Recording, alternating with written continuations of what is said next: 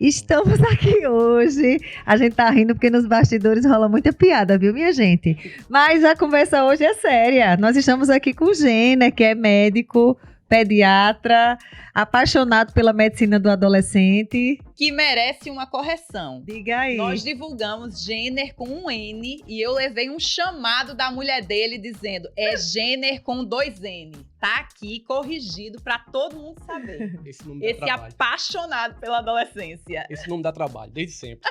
Tem que soletrar toda vez. Acho que por isso que eu fui bem chamada a atenção, né? Já disse ela, você é nossa convidadíssima especial. Ela era pra estar aqui hoje. Eu fiquei sabendo disso agora, dessa chamada de atenção. Foi, né? Claro, eu não ia ali fofocar um negócio desse, né? Eu ia deixar pra fofocar pra todo mundo saber. Tá certo. Mas vamos entrar no nosso assunto, que é a adolescência? Bora.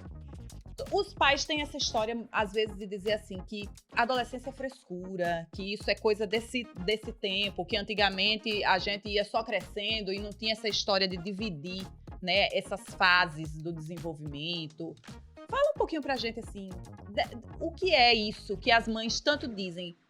Meu filho acordou outra pessoa, ele foi dormir uma pessoa e acordou outra. O que é isso? Puberdade, adolescência. Conversa com a gente. E eles trazem sempre essa história assim, essa história de mudar de humor, esses dramas existenciais, né? Isso não existia, isso é invenção de agora. É invenção, é biológico, vamos entender aí toda essa parte da fisiologia, do que é real e do que não é. E de você enquanto pai, viu? Porque a gente sabe, né, que esse casal que eu acho top, Massinha e Gêner, que cuidam aí de um adolescente maravilhoso. Ele é pai também, viu, gente, de adolescente. Então vai estar aqui. 17 anos. Vai estar aqui conversando com toda a propriedade. Fiz alguns experimentos. Então vamos lá. Reais. Bem, a primeira pergunta é sobre a questão da adolescência e puberdade, né? Vamos lá. A puberdade, na verdade, são as mudanças hormonais e físicas que o adolescente, aliás, que aquele ser humano está vivendo, né? E a adolescência é um período mais psicológico, digamos assim. São comportamentos, né? Uhum. Então, assim, para tirar a dúvida, a adolescência é um comportamento, né, que vai mudando de acordo com a idade, vai deixando de querer brincar, vai querendo algo mais sério, vai querendo namorar, essas coisas. E a puberdade são as mudanças físicas mesmo, né? O crescimento da mama da menina, o desenvolvimento do testículo do menino, os pelos em todo canto, o mau cheiro embaixo do braço, né? No famoso sovaco. E assim vai. São essas mudanças que caracterizam a puberdade. Uhum. A adolescência é aquela parte mesmo comportamental. Uhum. E, Gêner, é por isso que é tão... chega muito, não é, Karina, no consultório às vezes, essas questões de higiene. Como nessa entrada da adolescência, quando eles estão nesse período de saída da infância, como é forte, né? Porque o corpo muda completamente, os odores, os cheiros, e é como se eles ainda não tivessem maturidade para administrar esse corpo novo. Parece que não tem muita noção. E aí, às vezes, ficam realmente, né? Sem tomar banho, não percebem que estão com mau cheiro e vão seguindo. A vida parece que não tem muita coisa acontecendo. É porque Deus é tão bom que quem tá com mau cheiro não sente. Se você sentisse toda vez que respirasse mau cheiro, né? Ia ficar doido. Mas, enfim, eu já fiquei 5 dias sem tomar banho quando era adolescente. Foi mesmo. Sério? Então, pronto, você é a prova viva. Mas, Porque é muito comum na isso verdade, entre eles. não era nem porque eu não queria tomar banho. Não era nem porque eu achava que não tava com necessidade de tomar banho. Era mais uma pirraça mesmo, uma brincadeira mesmo. Sei lá. Sim, um desafio. Isso, não sei. Eu fazia natação na época e negócio de cloro, né? Questão do cloro. Aí meu cabelo ficava muito mais bacana, porque na adolescência meu cabelo ficou muito, como diz o outro, encriquiado, né? Sim. Aí quando tava com cloro que eu passava o pente, ficava bem justinho, parecia que tinha passado gel. Aí eu deixava. Sim. Liga aí, uma semana. Aí eu só fazia assim. Mas ainda bem que tinha natação, viu? Que tinha água, né? Ali. Não tinha banho, com mas cloro, tinha né? Pelo menos água. desinfetava. Enfim, mas assim, aí quem percebeu isso, digamos assim, foi a mãe do amigo meu na época, que eu fui lá pra casa dele, ela foi me dar o cheiro. Menino, faz quanto tempo você não toma um banho? Ele faz só 5 dias. Ela, pelo amor de Deus, vai tomar um banho. Cheguei em casa e fui tomar banho. É igual a dente amarelo, que a gente só se liga quando alguém fala, ei, que dente, ou então bota um apelido, né? Ei, seu dente tá amarelo, dente amarelo. Aí você vai e escova melhor. Na verdade, eles estão saindo de uma infância que dependia da mãe e do pai para tomar um banho, né, fazer uma higiene, um negócio, escovar os dentes, tem que mandar, tem que ficar insistindo. E agora tem que fazer por conta própria, porque eles já estão praticamente adultos, né?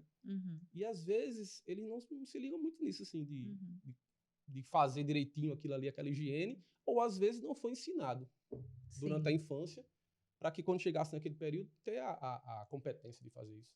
E explica pra gente um pouquinho, assim, do que é essa confusão que os pais começam a perceber, do tipo, é uma irritabilidade, é uma ausência, parece que, assim, não estão... A gente fala com eles e eles não é nem com eles que... Ele não existe dentro de casa, né? Essa questão do que vai acontecendo no corpo físico, organicamente, no cérebro. O que você pode trazer, assim, para ajudar as famílias? Pronto, vamos lá. Existe essa questão cerebral que você falou aí, né? A questão dos hormônios e a questão cerebral também, que tem a poda neural, é a hora que está remodelando ali os neurônios. E eles usam muito a parte límbica, né? A parte das amígdalas, que não são essas amígdalas. Certo? Então é a parte que é muito intensa, as emoções são muito intensas. Se gosta de uma coisa, gosta e ama e aquela pessoa para sempre, enfim. E também quando não gosta, não gosta mesmo. Quando se irrita mesmo. Então, às vezes, eles se retraem, ficam nos quartos, porque aquilo ali é o porto seguro, é o castelo, né? Sai da cama dos pais, né? Daquele negócio de querer dormir com os pais, para querer ter aquela vida dele só. E aí vão para música, escuta muita música, vê muita coisa. E tem muita coisa que hoje em dia a gente vê que é perigosa, né? Tem que ficar em cima, realmente. Mas, enfim, então, como eles agem muito intensamente, né? São muito emotivos, para bom e para ruim, para mais e para menos, então tem dia que acorda de um jeito, tem dia que acorda de outro jeito.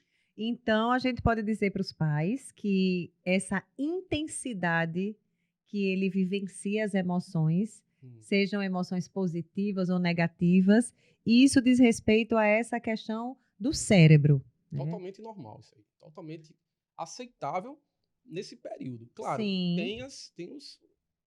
as doenças ou as questões que são extra, né? Mas normalmente são assim mesmo. É um processo natural, esse sistema límbico ativado. Muito, muito ativado. É natural.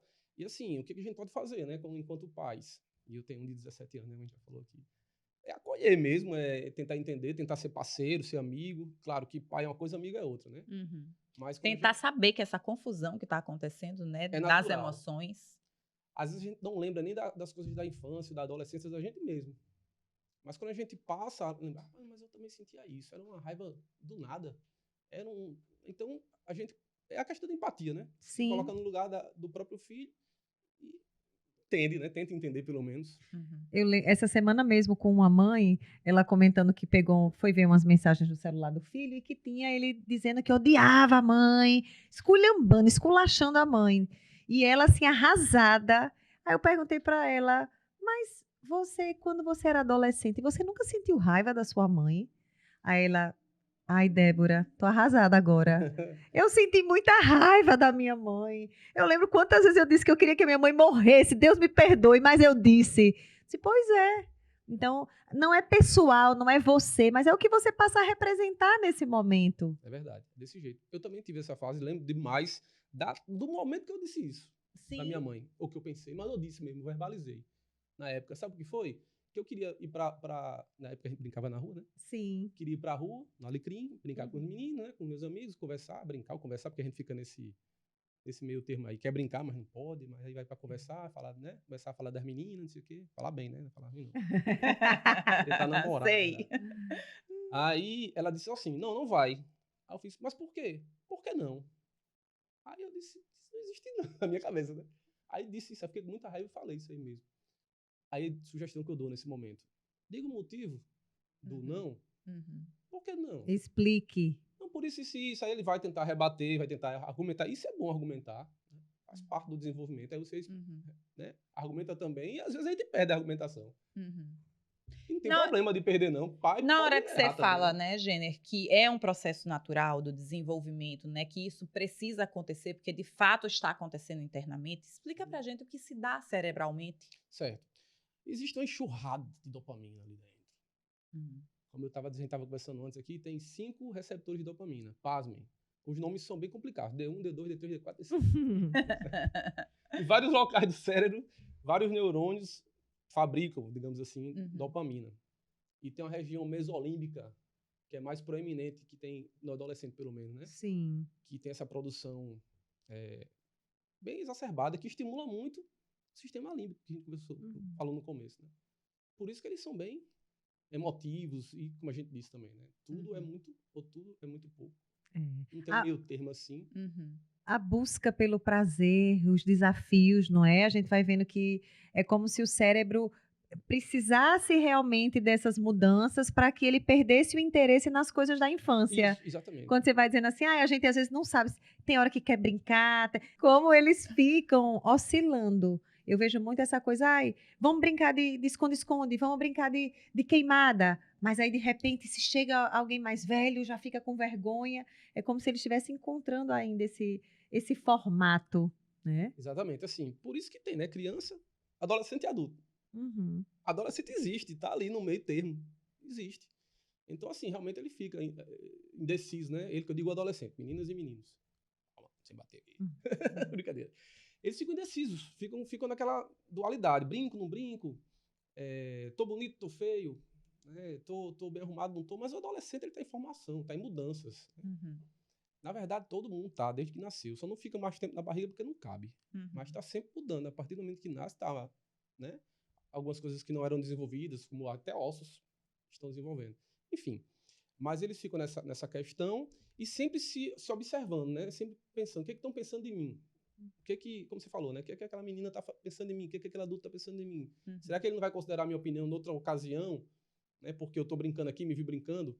Então, eles ficam nessa questão, tanto psicológica quanto física também. É o medo do acriançante, que a gente chama, né? Quanto eles têm pavor disso. Gênesis, você estava falando uma coisa bem importante nos bastidores, que era a questão da dopamina, quando você diz assim, quanto mais eles têm necessidade de mais. E o cérebro não vai discriminar. Isso. É a questão da recompensa, né? Da sensação de recompensa que eles sentem. Então, qualquer pessoa sente, na verdade, né? Então, puxando para a questão de telas, por exemplo, que está na moda hoje, né? É uma questão muito... Para mim, é uma epidemia. É uma questão atualíssima. Atual, e eu acho uma epidemia, ou então uma pandemia, né? Que é no mundo todo isso. Então, eles ficam ali passando o vídeo. Se o vídeo for bom, se agradar por algum motivo, ótimo, dá aquela sensação boa. Se for ruim, dá aquela sensação ruim. Então, ele vai buscar outro vídeo que dê aquela mesma sensação boa. O problema é que essa questão da dopamina, quando você vai estimulando, tem horas que vai precisar de muito mais, uma dose muito maior, digamos assim, daquela emoção, daquele estímulo, para fazer aquele efeito de recompensa. Ele vai ficando tolerante. Exatamente. É como se fosse um Uma medicamento ou uma droga mesmo. Sim. Dependência. Funciona do mesmo jeito. Gene, e quando você começa a trazer essa questão das telas, que é de fato a geração que nós temos, é uma geração totalmente digital, que não conhece o mundo analógico. O que é que você vai percebendo no seu consultório, no seu fazer médico, de prejuízos que a tela vai trazendo no desenvolvimento deles, né? Nessa entrada e durante a adolescência? Boa. Um índice muito alto atualmente, né? Assim, de ansiedade e de depressão também. Né? De necessidade daquela tela, daquela tecnologia. Eu já atendi uma criança... Que a gente pode até corrigir, necessidade da dopamina, né? Não é necessidade da tela. É o que a tela proporciona, né? O prazer que proporciona, né? Isso. Então, assim, já vi crianças, ou adolescentes, né? Pré-adolescentes e adolescentes, tá no consultório, e porque tá demorando um pouco mais, ele... Não, mãe, me dê o celular que eu quero entrar na internet. Tá muito tempo sem internet já. Essa frase. Aí tem aquela questão toda de parar e de orientar os pais, né? Que acham que aquele tranquilo, pelo menos está quieto. Tá caladinho. Só que é o contrário. A gente não sabe o mal que está fazendo de deixar livre isso. O ressolto. E o que é que você percebe em termos fisiológicos, no sentido da visão, né? Questão de coluna, de postura, essas questões mesmo bem anatômicas, vamos dizer assim. É verdade. É a do coluna, sono. Tudo isso. Vem lá, vamos lá. Vamos Bora lá. Visão. Radiação o tempo todo, né? No olho. Às vezes aumenta a luminosidade porque está no lugar mais claro, aí aumenta a luminosidade. Ou então está no quarto dele que eu digo, sempre dos dois. Né? Sim. É porque eu lembro do meu filho, toda vez que eu... Tá no quarto, tudo escuro, para dormir, mas tá no celular ainda. Então, mesmo botando um pouco mais baixa luminosidade, fica muito claro. Então a pupila dilata mais, vem aquele estímulo muito forte de radiação e luz mesmo, prejudica, né? Uma hora ou outra vai ter um problema aí de astigmatismo, de hipermetropia, que é mais para perto, né? Alguma alteração, se ficar no estímulo o tempo todo, oftalmológica vai ter. Sim. Fora isso, o tempo de tela muito prolongado, essa questão de estar sempre inserido no mundo digital. A pessoa esquece de fazer a higiene, como a gente já conversou, come ruim, come mal, né? Come bagana, como dizem, fica ali na frente comendo bagana, aí obesidade lá na frente, pressão alta, diabetes e por aí vai. Daqui a pouco, bariátrica, porque não consegue parar de comer por conta da ansiedade que já é causada porque, né, é um ciclo vicioso. Sim. E não faz atividade física porque prefere ficar na frente do computador, do celular. Enfim, postura, coluna e é também, tipo assim, você falou assim, aquela questão de ficar o tempo todo, né? Assim, ou então, enfim, muito tempo sentado, acaba com a lombar também, é muita coisa. Que coisa séria, né? Porque assim, a gente está pensando numa fase que poderia ser toda dentro do aspecto psicológico, de conserto do que falhou ali na infância, né? De toda a vulnerabilidade que poderia ter passado. A adolescência pode ser essa segunda chance na vida, e a gente vê o exercício deles da vida adulta de uma forma adoecida, né? Que tem aí uma grande ferramenta que é a tela, como você está trazendo, desenvolvendo todas essas doenças da vida adulta e da velhice. Exatamente. Já num campo tão fértil. Exatamente. Você vê crianças ou adolescentes já com a glicemia elevada, um pé na diabetes, outro na casca de banana, dizem, né? Quase chegando lá, com aquela marca que a gente chama de acantose nigricans, que é que fica no pescoço, que não é sujeira aquilo ali. Sim. Aquilo ali é síndrome metabólica, né? A questão do já uma intolerância como é que chama? A insulina. Enfim, é um ciclo vicioso. Eu li esses dias uma matéria que trazia justamente essa questão do aumento considerável dos casos de miopia, de problemas na cervical, né, de quanto que esses adolescentes chegavam nos médicos com dor de cabeça e quando via, às vezes era uma questão mesmo postural, né, essa geração cabeça baixa. Então, de fato, a gente está vendo aí o quanto que essa relação disfuncional com os dispositivos eletrônicos tem adoecido fisiologicamente esses meninos, né? Outro ponto que é importante, que a gente vai linkar com o que a gente falou no começo. Essa questão desse estímulo todo, essa liberação grande de dopamina, enfim, também gera agressividade. Sim. Também prejudica o sono. Então, junta tudo isso aí, vai gerar aquela... Quadro de adoecimento mental. Exatamente. Gravíssimo, né? E aí vai ficar agressivo, realmente, vai ter o sono prejudicado. Aí, outra coisa, quanto menos dorme, mais agressivo fica também. Sim. Não cresce, porque o hormônio do crescimento é liberado durante o sono e no escuro. E aí fica baixinho, aí fica com vergonha, autoestima baixa. Tudo está relacionado. Você falou agora dessa questão do crescimento, eu lembrei. Fala um pouco para a gente sobre a puberdade precoce. Quando é que os pais devem se preocupar com essa questão da puberdade precoce? A partir de que idade é normal? Pronto. Geralmente, a puberdade ela começa mais ou menos ali 10 anos, aos 12, aos 13, por aí. Antes disso, sei lá, uma menina com 8 anos, por exemplo, já com broto mamário, com pelos pubianos, com aqueles odores, enfim. Aí é preocupante, tem que levar para o endocrinologista pediatra para poder analisar direitinho, fazer os exames e analisar direitinho. E aí eu acho que é um tema difícil agora para a gente falar. Por quê? É um momento de muita liberação, né, dos hormônios sexuais. E tem toda uma questão também de um controle social dos pais. Você pode falar aí, enquanto pai, enquanto médico, como é que você pode nos ajudar com alguma, né, informação sobre todo esse desejo que vai surgindo no corpo do adolescente e o cuidado que os pais precisam ter? Qual o seu olhar? Desejo sexual, você tá falando? Sim. Na verdade, o que acontece? A puberdade, ela nada mais é do que uma preparação para você virar adulto e reproduzir. É a capacidade que o corpo ali desenvolve de reprodução. De reproduzir. Porque a gente não imagina, não pensa nisso todo dia, mas nós somos animais. Então, a gente quer passar o DNA para frente, mesmo que inconscientemente. Né?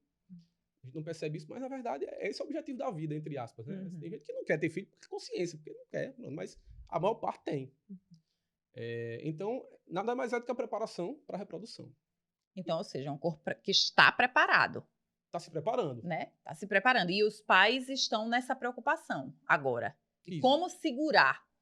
Porque é tudo muito mais fácil, né? Uhum. Hoje em dia, o estímulo como é que eu vou falar? Da pornografia, digamos assim, está muito, muito aberto. Antigamente Isso. a gente via uma revista, olha aqui, olha lá, e quando dava. Hoje em dia você vai na internet, tá tudo ali na palma da mão. Mas o engraçado, que também isso é prejudicial. Quanto mais estímulo você tem com relação a atividades, práticas sexuais, né, nesses sites e tudo, pior é a sua vida sexual lá na frente. Sim. Pelo mesmo motivo. Uhum. Você está tão acostumado com aquilo ali que vai querer fazer outras coisas a mais. Uhum. Fora do comum, entendeu? Uhum. Mas voltando à E sua que o pergunta. humano talvez não dê conta, né? Porque É numa performático. estimulação... E uma Exatamente. estimulação direta cerebral é diferente de uma estimulação onde você está numa relação real Isso, com outra exatamente. pessoa, carne e osso. Exatamente, porque ali tem tudo. Ó. Quando a gente chega num local, a gente vai, como é que se diz?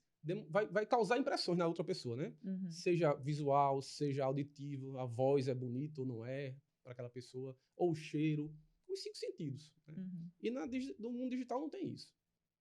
Então, a sua pergunta, né? É comum a questão dos desejos sexuais? Claro que é. Por mais que que o adolescente hoje em dia não tenha tanta experiência fora de casa, fora das telas, ali na vida real, até porque teve a pandemia, e ficou 2 anos isolado, não sei o quê. Mas o desejo vai vir. Uhum. E às vezes isso é frustrante para eles, porque não conseguem chegar numa menina, ou a menina receber um elogio do menino, ou também chegar no menino, não tem problema nenhum, né? E dizer o que sente, o que pensa a respeito dele, porque eles não conseguem. Tem vergonha do próprio corpo, tem vergonha das espinhas, usam máscara até hoje, às vezes, para poder... É um refúgio, né? Como se fosse uma segurança ali para eles. Então, o que eu vejo nesse sentido? Eu acho que os pais têm que conversar, isso aí inevitável, tem que chegar e conversar mesmo na boa. Conversa aberta. Orientar. Por quê? Porque, assim, se você orienta aqui, os amigos que ele escolhe ter na vida vão fazer bem para a vida dele, né? Ou seja, ele não vai aprender com quem não sabe. Por mais que ele diga, isso aí é coisa do passado, desse velho aí falando aí. Mas alguma experiência ele recebe, ele fixa ali. Né? Uhum. Então é importante essa conversa. Como eu falei, tem horas que a gente tem que ser amigo mesmo, parceiro do filho mesmo. Que vai acontecer. Essa explosão de hormônios vai ter, esse desejo sexual vai aparecer e tem que saber o que pode, o que não pode, o que é respeitoso, o que não é. Se proteger das doenças, né?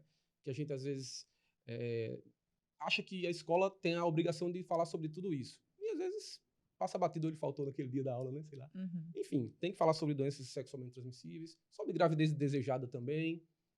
E tem que ser parceiro. Uhum. Eu estava vendo o Brasil é um dos países com maior índice de gravidez na adolescência ainda, né? Tem muitas. Já aconteceu em sala de parto, que eu também faço sala de parto. Crianças, praticamente, pré-adolescentes ou adolescentes de 12 anos. Na verdade, já são adolescentes, né? Já reproduzem, já tá na puberdade, praticamente. E 12 anos, 13 anos. Entendeu? Então tem muito. É bem comum. Uhum. Voltando para o assunto lá, bem rapidinho, só porque eu queria fechar esse ponto das características físicas, né? Que o adolescente se sente feio, Eu acho importantíssimo. Agora eu vou olhar para dentro da verdade. Eu acho importantíssimo os pais gerarem nos filhos autoconfiança. Seja em que for. Sei lá, uma arte marcial.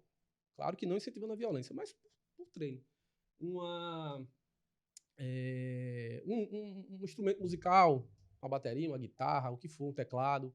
Algo que ele se sinta bom naquilo. Uhum. Trazer um prazer saudável. Saudável, exatamente. Algo que ele possa desenvolver essa habilidade que gere prazer, que libere dopamina de uma forma funcional, de uma forma saudável, Exatamente. criativa. Exatamente. Quer fazer um blog sobre tal assunto? Faça. Uhum. Não tem problema. Usar a tela para uma coisa boa assim, não tem problema. Para estudar, não conta como tempo de tela, por exemplo. E, Jenner, fala pra gente, assim, o que na sua prática, né, no que você vive todos os dias, quais são os maiores desafios quando você está atendendo um adolescente, as maiores dificuldades?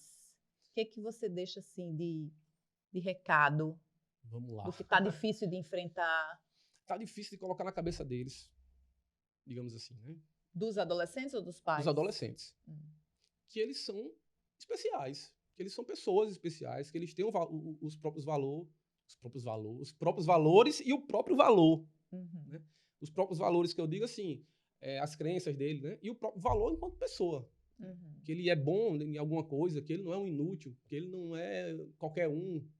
Entendeu? Então eles estão muito tendenciosos a achar que não são nada, que vão morrer só. É uma geração que tem trazido muito forte essa questão da falta de esperança, Isso. de perspectiva no futuro. Exatamente, né? é isso aí. Então, a dificuldade maior é essa, é chegar e buscar uma coisa que ele goste. Então, a gente pergunta várias coisas. Ah, gosta disso? Tá comendo o quê? Ah, gosta de música? Aí, geralmente, engraçado, quando fala de música, eles... Opa, aí abre um sorriso. E aí eu costumo ir por esse caminho aí. Mas, enfim, a maior dificuldade que eu estou enfrentando com relação ao adolescente no consultório é essa. É a questão da autoestima dele se ver como uma pessoa boa, uma pessoa bacana, uma pessoa interessante no mundo. Isso é complicado porque, assim, a adolescência é a fase da construção da identidade, né? Então, se ele se olha com tantos danos assim, com tantas fragilidades, é meio obscuro esse futuro, né? Do que ele está construindo para a vida sobre si. É muita comparação. É muita pressão, porque é muita comparação com os outros. A grama do vizinho mais verde toda vez. Deixa eu agora perguntar uma coisa, agora que me veio aqui. É o gato danado. A gente começou... mas tá acabando. Não, tô brincando. Pode a gente começou falando, né, de Jenner enquanto profissional, médico, pediatra, né, que tem essa paixão pela saúde do adolescente, Jenner pai de um adolescente de 17 anos. E eu queria saber agora, o que você acha, Jenner? Isso é coisa bem de psicóloga, né? Que o seu, a respeito disso. Que o seu Jenner adolescente, como é que ele olharia para o Jenner adulto hoje? E o que é que o Jenner adulto hoje carrega do adolescente? Eita, que pergunta. Não tinha como dar essa pergunta, não. Não. Nada de ensaio, Nada né? de ensaio. Eu lembro perfeitamente da minha adolescência. Sim. Inclusive da minha infância. Eu lembro da minha primeira aula no jardim de infância. Não do conteúdo em si. Mas eu lembro de eu chegar lá, ter o medo de minha mãe me buscar e chorar. Coisa toda. E lembro da adolescência. Toda no SIC, o final do Imaculada Conceição. Sim. Foi dos 7 anos até acabar o ensino médio lá. Então, assim, é aí que tá. Eu acho que vai muito do que os pais fazem pelos filhos, sabe? Plantaram. Exatamente, porque eu podia estar no meio dos meninos que faziam bullying, que na época nem existia essa palavra, mas faziam bullying. Podia estar rindo ou apoiando esse bullying ou fazendo bullying. Mas, assim, pelo que meu pai e minha mãe me ensinou, eu achava melhor não fazer, entendeu? Ou até mesmo acolher quem sofria. Sempre tinha uma pessoa deficiência auditiva, ou enfim, né? Ou autista, que na época nem se falava nisso. Que hoje a gente sabe, fulaninho, acho que era autista na época. Né? Enfim, tinha muito disso. Outra coisa, a questão da honestidade.